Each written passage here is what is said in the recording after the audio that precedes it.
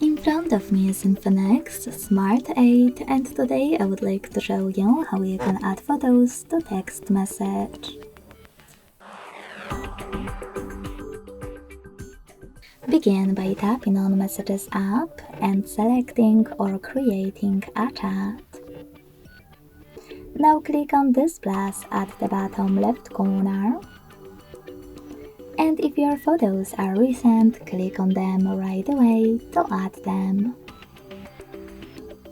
You can also select this gallery icon on the left. Look for your photos over here. Click on the chosen ones and select Add at the top right corner.